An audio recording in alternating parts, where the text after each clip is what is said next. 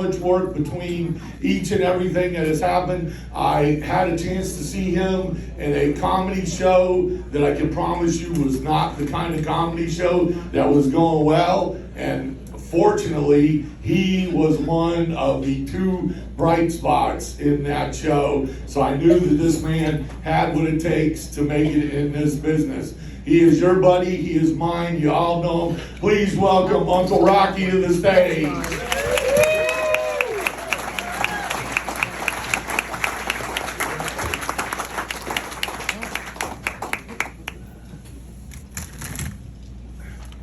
Everybody had props, so I brought every piece of durable medical equipment I have. So thanks for being here, and thanks for supporting the Moose. I did bring my medical team. My neurosurgeon is here, my orthopedic neurosurgeon, my physical therapist is here, and Pixie's here. Yay! So, throw some money on the table. These guys do a great job. The 50-50, raise some money. The raffles are gonna raise some money, so let's do it. I wanna thank Don and Lydia for helping me get this set up. I think they did a really great job for us. And of course, these 5 people who gave up their time and their talent to be here for free. So let's hear it for them. So, what is it with this thing? Jason, I think we need that erection from Hyundai for this. So, I've been doing this a couple of years. It's been a lot of fun. And like Al said, we're in a show together and it was a lot of fun. Anyway, this aging thing really sucks.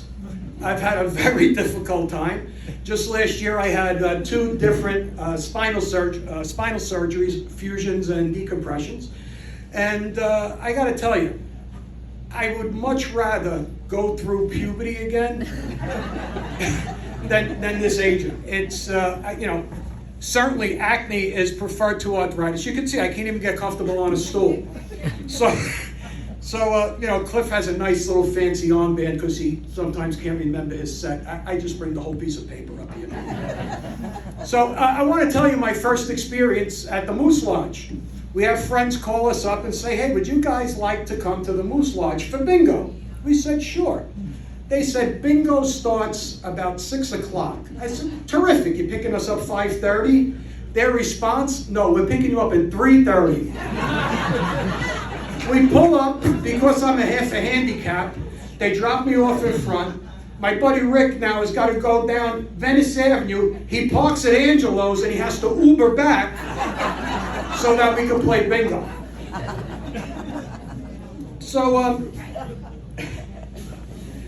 for me now, getting up out of bed is like an Olympic event.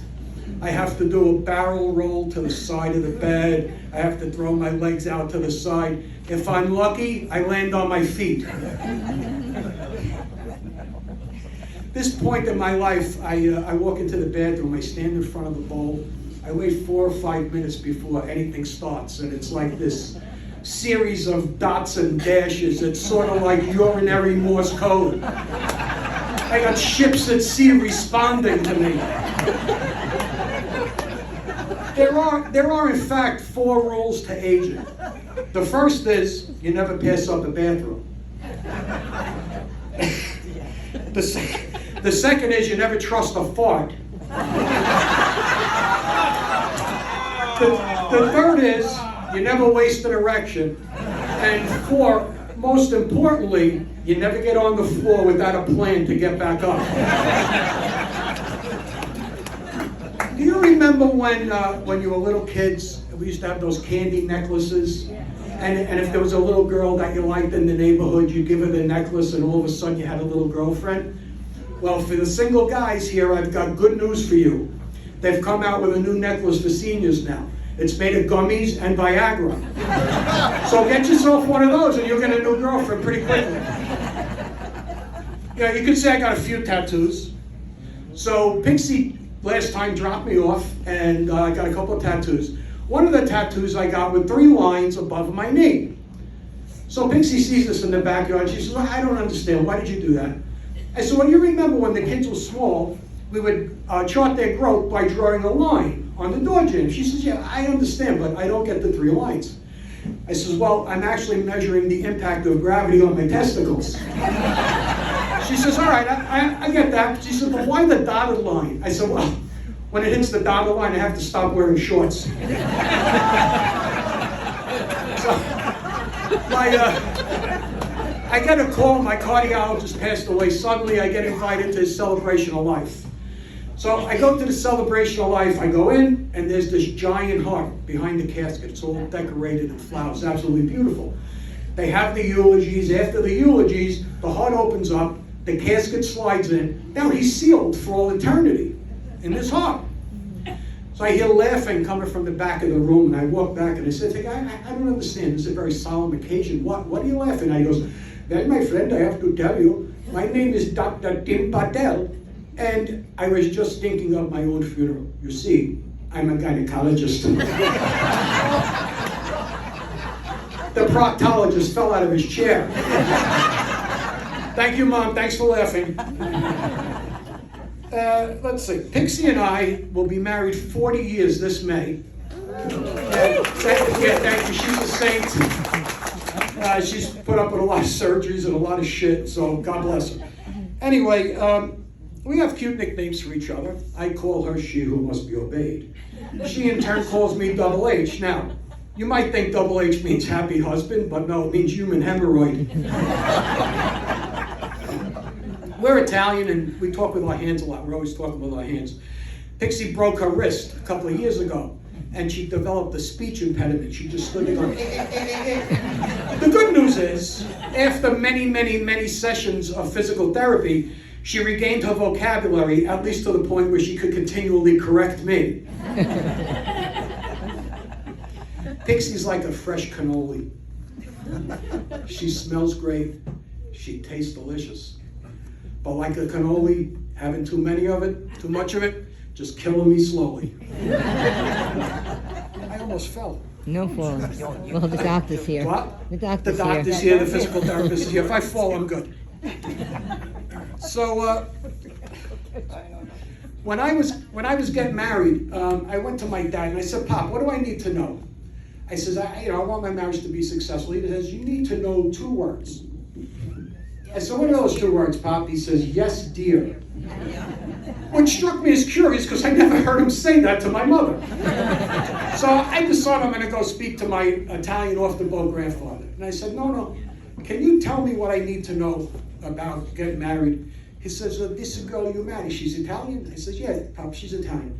He goes, is she Sicilian? I says, yeah, she's Sicilian. He says, well, here's a one thing you gotta know.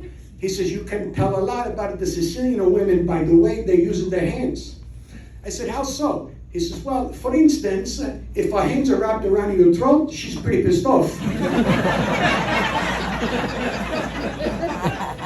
You know, Pixie will have 50% of a conversation in her head before I get brought into it. And at that point, I'm accused of never paying attention.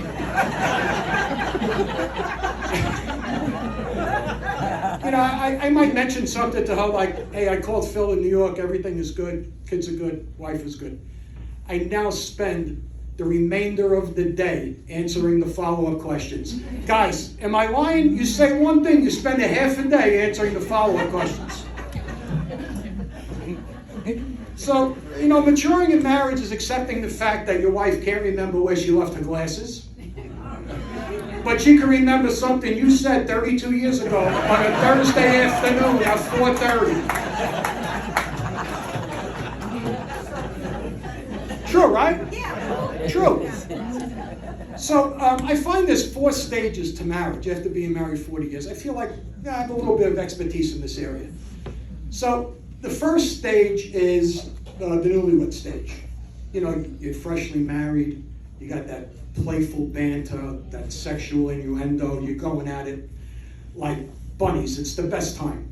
The second stage is happy. Now, the sex is good, the sex is pretty frequent, but what do you get? What are you doing, Mommy? I hear a screaming Yahtzee. We want to play too. The third stage is reality. You're feeling kind of amorous. You run to the bedroom, you rip your clothes off, and you just start cracking up because gravity's just a fickle bitch, ain't it? And finally, there's that tolerance stage.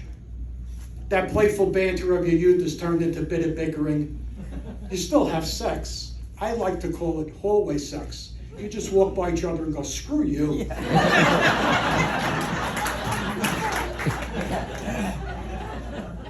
So a couple of years ago, Pixie decides I need to get in shape, and she gets me hypnotized.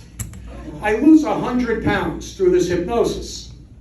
I'm also a member of Liars Anonymous. So Pixie has me going to these classes, and one of them is called Flex Stretch. And this Flex Stretch is a combination of stretching and yoga. So I go to the class, and I don't want to be an annoyance to anyone. I go in the back of the room. There's about 18 women in the room. They're all wearing their little yoga pants. The instructor says, we're going to now move into the position of downward facing dog. Do you know this position, ladies? Okay, yeah. I'm in the back of the room. All these women bend over, and suddenly I feel like Saturn. I'm surrounded by 18 moons. The second position is something called happy baby. You know this one too, right? You pull your knees up to your chest, you grab your toes, you rock from side to side. I can't do it. I do something modified. I grab my knees, I pull those to my chest, I rock from side to side. I like to call that contented toddler. There was one exercise though. Two of my favorites actually was lunges and crunches. I love lunges and crunches. I like to refer to it as lunch. So, as part of my rehab from the neck surgery, I get fitted for something called a bone growth stimulator. So the girl comes, she takes it out of the box, and she puts it over my neck.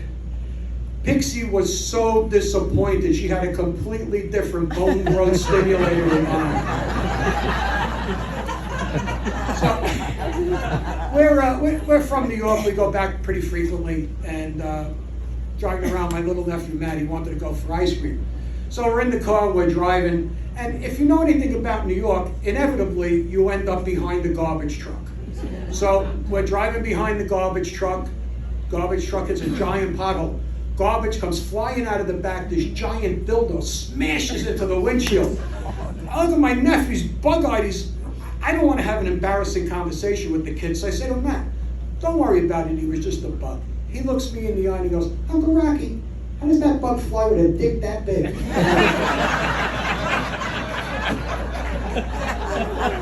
All right, that's my time. Thank you for being here. Thank you.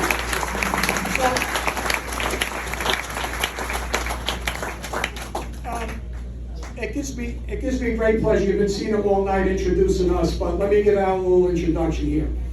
Al is a touring comic. He's toured all over the country. He's been on cruise ships. He was the Carnival Entertainer of the Year 3 times. And he was kind enough tonight to give up his time to come and be here with us. So without further ado, ladies and gentlemen, Al Ernst. Thank you, buddy. Nice job, Rocky. Thank you. Let's hear it for Rocky right there. There he goes.